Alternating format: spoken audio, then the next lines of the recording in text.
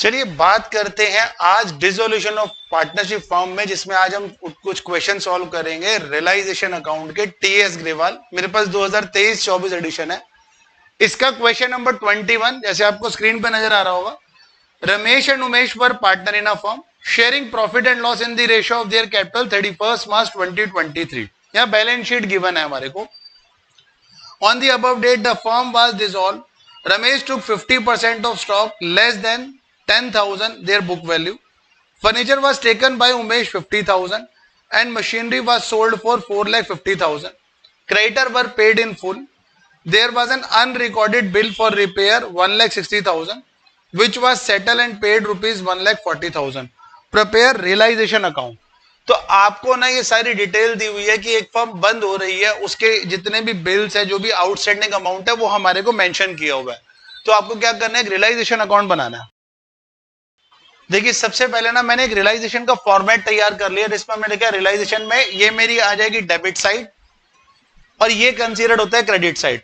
आपके पास सबसे पहला काम क्या है, जितनी भी बुक वैल्यू दी है असेट्स की, उसको डेबिट साइड पे मेंशन करना। तो आओ, बुक वैल्यू असेट्स की क्या दी हुई है, बैंक। क्या बैंक को हम मेंशन करेंगे? बैंक की कभी भी बुक वैल्यू हमारे रियलाइजेशन अकाउंट में मेंशन नहीं की जाती है। डेटर्स, तो यहां लिखा जाएगा टू डेटर्स। पहला काम क्या होता है, जितनी असेट्स है उनकी बुक वैल्यू डेबिट साइड पे मेंशन कर दो। तो डेटर्स थे हमारे पास 2,40,000 रुपए के, ये मैंने यहां मेंशन कर दिए। इसके बाद स्टॉक, टू स्टॉक कितने का था, ये 1,30,000 का है। स्टॉक मैंने लिख दिया 1,30,000। इसके बाद फर्नीचर, फर्नीचर था 2 लाख रुपए का, टू फर्नीचर, यहां मेंशन कर दिया मैंने कितना, 2 लाख रुपए। अब जरा ध्यान दो अपने क्वेश्चन में, मशीनरी, मशीनरी यहां दिया 9,30,000, टू मशीनरी 9,30,000 हमने यहां मेंशन कर दी। अब आते हैं लाइबिलिटीज साइड में। लाइबिलिटीज साइड में पहले हम लिखते हैं बाय क्रेडिटर्स। हमारे क्रेडिटर्स कितने हैं, ये हैं 1,70,000 रुपए के। Workman compensation reserve, general reserve, ये सारी चीजें जो है ना यहां पर नहीं आती हैं, क्योंकि ये पार्टनर के कैपिटल अकाउंट में मेंशन की जाती हैं। अब हम बात करते हैं एडजस्टमेंट पे।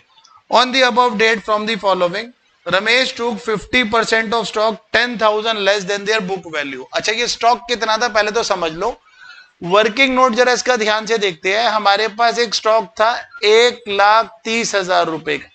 बच्चे ध्यान से समझना, हमारे पास एक स्टॉक है 1,30,000 रुपए का, उसका 50% यानी कि 50% अगर इसका मैं करूं, 65,000 रुपए का स्टॉक जो है ना वो पार्टनर लेके जा रहा है। कितने में, 65,000 उसकी कॉस्ट है, उसमें भी 10,000 कम दे रहा है। तो हम कहेंगे लेस 10,000 कर लो, यानी कि कितने का स्टॉक लेके जा रहा है, 55,000 रुपए का। तो बच्चे सबसे पहले जब भी आप रियलाइजेशन अकाउंट बनाओगे, सिर्फ आपने ये नोटिस करना है कितना पैसा सेल होने के बाद आ रहा है। जब कोई पार्टनर अगर लेके जा रहा है कोई एसेट्स को, तो वो कितनी अमाउंट की लेके जा रहा है। ना तो आपने प्रॉफिट मेंशन करना है, ना आपने लॉस मेंशन करना है। अब यहां पर ना रमेश जो पार्टनर है ना 55,000 रुपए का स्टॉक लेके जा रहा है फॉर्म से। 55,000 का अगर ये स्टॉक लेके जा रहा है, कोई भी पार्टनर जब फॉर्म की असेट्स लेके जाता है तो हम लिखते हैं पार्टनर के कैपिटल अकाउंट में बाय रमेश कैपिटल कितना, 55,000। अब इसके बाद वो कह रहा है जो रिमेनिंग स्टॉक है उसका क्या करें। देखो जो बचा हुआ स्टॉक है ना उसको हम बेच दे रहे हैं। यहां पर आपको बुक में एक हिंट भी लिखा हुआ है कि जो रिमेनिंग स्टॉक है उसके बारे में लेकिन हिंट में मेंशन है, देखोगे the remaining stock will be sold at a book value. Realised मतलब उसको बेचा जा रहा है बुक वैल्यू पे ही। अब इसके बाद अगली एडजस्टमेंट पे आते हैं। Furniture was taken by Umesh 50,000 and machinery was sold 40,50,000। Furniture, Umesh ने क्या किया, फर्म का फर्नीचर लेके जा रहा है। तो पार्टनर अगर फर्म से कोई भी असेट्स अगर लेके जा रहा होता है तो उसका हम यहाँ पे मेंशन कर देते हैं नाम बाय उमेश कैपिटल अकाउंट कितना। देखो कितने का फर्नीचर था, फर्नीचर था हमारा 2 लाख रुपए का, लेकिन ये कितने में लेके जा रहा है, furniture was taken over by Umesh 50,000, वो 50,000 रुपए में लेके जा रहा है। तो मैंने यहां लिख दिया 50,000 रुपए उसके अकाउंट के पास। अब जो जो असेट सेल हो रही है, अब मैं बात करता हूं बाय बैंक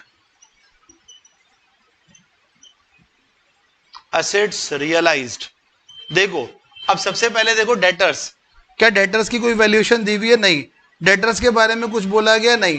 पहले जो मशीनरी वाज सोल्ड 4,50,000, यहां लिख दो मशीनरी। देखो जितनी एसेट्स हम सेल करते हैं ना, सबसे पहला काम क्या होता है कि वहां लिखना है बाय बैंक एसेट्स रियलाइज्ड। जितने की एसेट्स हम मार्केट में सेल करेंगे उसको एक तरफ नोट करना है, और पार्टनर जो भी एसेट्स लेके जा रहा है उसको स्पेसिफिकली पार्टनर के कैपिटल अकाउंट में ट्रांसफर करना और यहां मेंशन करना है। अब देखो मशीनरी कितने की बिक रही है?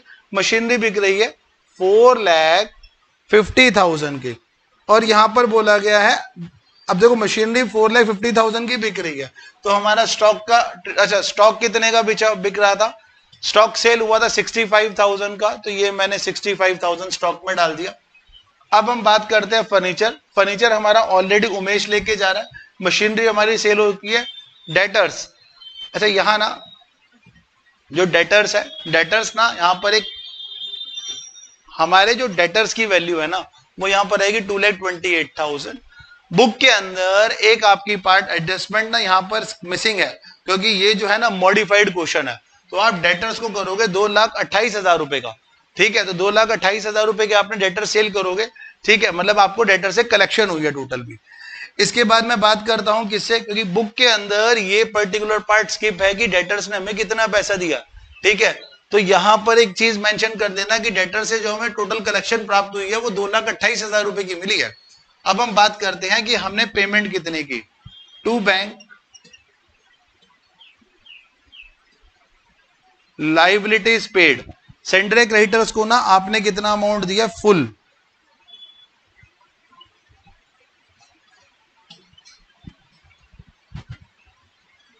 1,70,000 रुपए।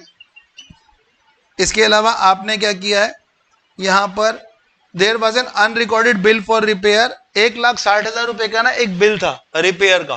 ठीक है, जो 1,60,000 रुपए का रिपेयर का बिल था आपके पास अनरिकॉर्डेड था, मतलब आपके अकाउंट्स में उस बिल के बारे में कोई बात ही नहीं की थी। सडनली जब हमने फॉर्म बंद किया तो हमें पता लगा कि अरे ये तो 1,60,000 का बिल था। फिर बुक्स क्लोज हो रही हैं, फॉर्म बंद हो रही है। अब बुक क्लोज नहीं हो रही, हाँ फॉर्म ही बंद हो रही है, तो हमने बोला कि आप 1,60,000 की जगह अनरिकॉर्डेड बिल है, हम आपको 1,40,000 दे देंगे। तो 1,40,000 मैंने उसका बिल क्लियर कर दिया, तो ये हो गया 3,10,000। इसके अलावा आई थिंक कोई एडजस्टमेंट नहीं है। आइए इसका टोटल करते हैं। देखो अगर मैं टोटल करूंगा इसका तो टोटल आ जाएगा इन सबका 18,10,000। ठीक है, टोटल करेंगे इसका तो ये भी आ जाएगा 18,10,000। यहां पर मेरी ना डेबिट साइड बड़ी और क्रेडिट साइड छोटी दिखा रहा है, तो जब भी मेरी डेबिट साइड बड़ी और क्रेडिट साइड छोटी होती है तो डिफरेंस को क्या लिखते हैं? By loss transfer to partner capital account. तो जब मैंने देखा 18,10,000 में से इसको माइनस किए सारी वैल्यूज को, तो मेरा जो डिफरेंस आ रहा था वो आ रहा था 7,92,000 का। इस 7,92,000 के अंदर एक था रमेश पार्टनर और एक था उमेश।